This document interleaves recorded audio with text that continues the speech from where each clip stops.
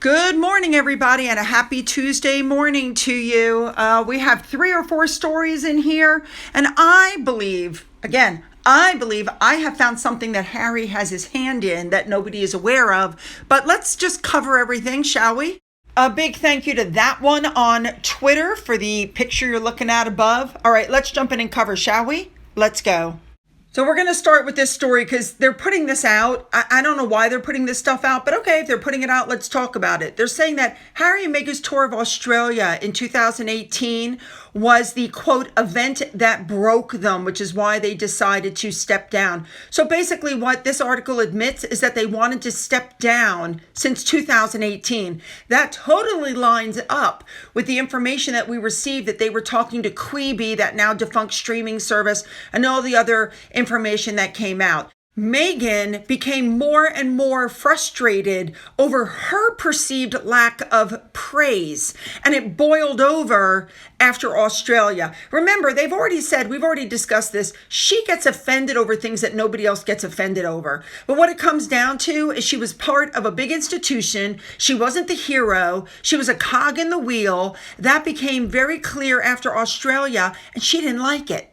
Keep in mind, it was during this tour that Samantha the Panther Cohen said that the two of them were scouring the internet for any bad stories or anything about them on the tour that they didn't like, and were demanding it be removed. We also heard stories about they were staying in the guest wing of the house that they were in, and they wanted the entire, property. They wanted the governor and his wife to move out. And then there were the allegations about the hot tea being thrown and the banana bread that she had the chefs made, and the story of 5 loaves being made before she was happy, and then she presented it as her own.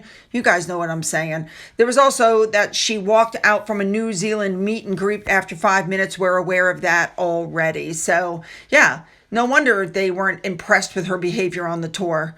All right, let's move on. Moving on to our second story for today. This is really coming up again, and I'm not sure why, but again, we're going to cover it. Remember, Harry and Meghan had only been less than a year dating and were not engaged when Pippa Middleton's wedding rolled around.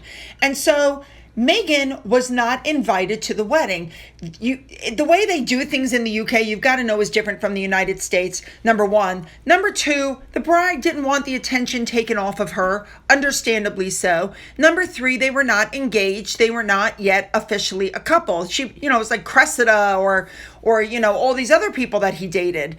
So she wasn't invited to the wedding. The reports at the time were that while she wasn't invited to the wedding, she was invited to the reception.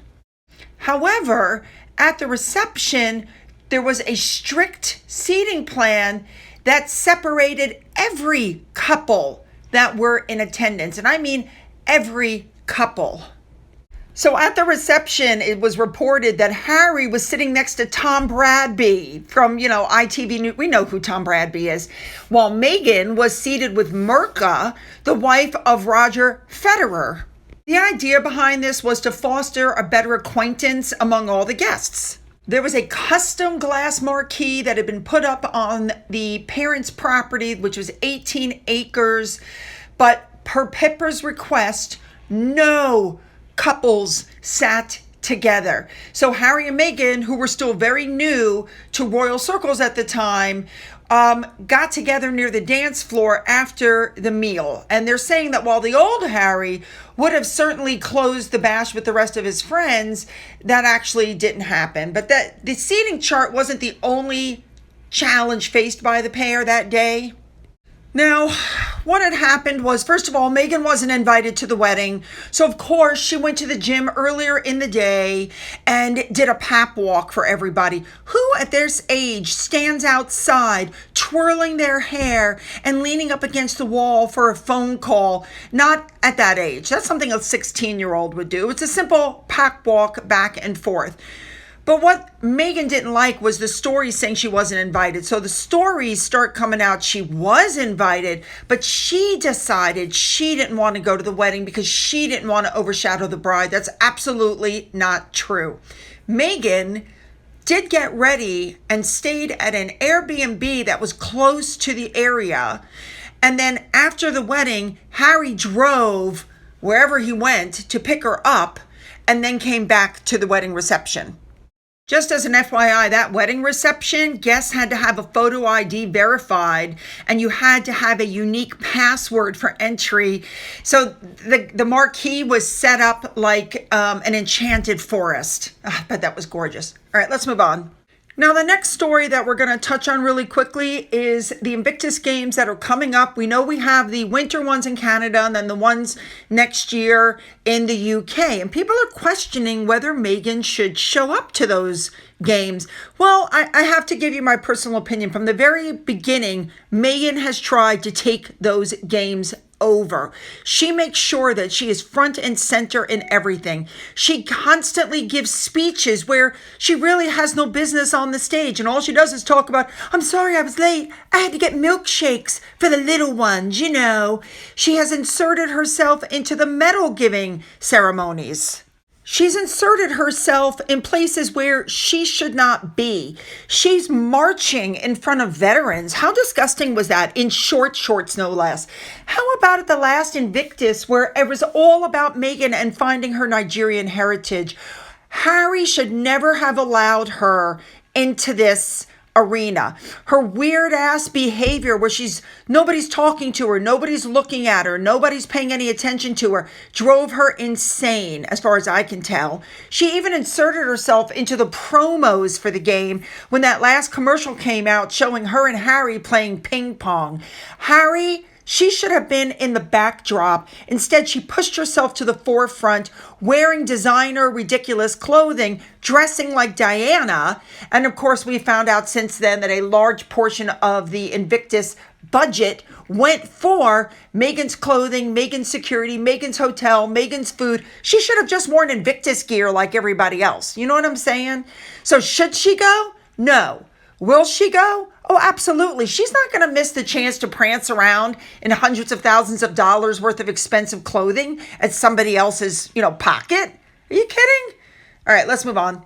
Now, finally, and I want you guys to stick with me on this, okay? Do you guys remember for World Mental Health Day, Harry interviewed social psychologist Jonathan Haidt about his book called The Anxious Generation, and it talks about cell phones and social media and when kids should be allowed to have phones. And during that interview, Harry was pushing about, internet safety, et cetera, et cetera. So I've noticed on YouTube, which we know Harry and Meghan have a link to YouTube. Well, believe me, those of us that are on there know that this is true. Have been putting up commercials repeatedly, like every 5 minutes for this company called Gab with kids safe phones and watches. And what they're saying is, at this age, you should get a phone. At this age, you should be able to get on the internet. At this age, we allow this, and the parents have to agree, and the parents have full control over everything that the kids do. I got to tell you, you don't need all this. If you are being a good parent and you are watching what your children are doing, like I used to do.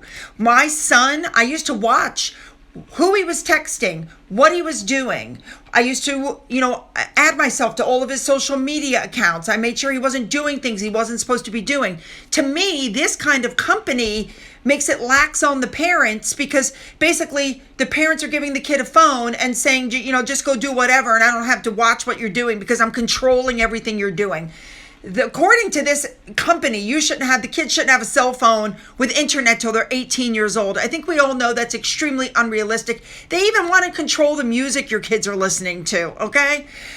What bothers me the most, though, about this company is I think, in my personal opinion, that Harry is somehow in this.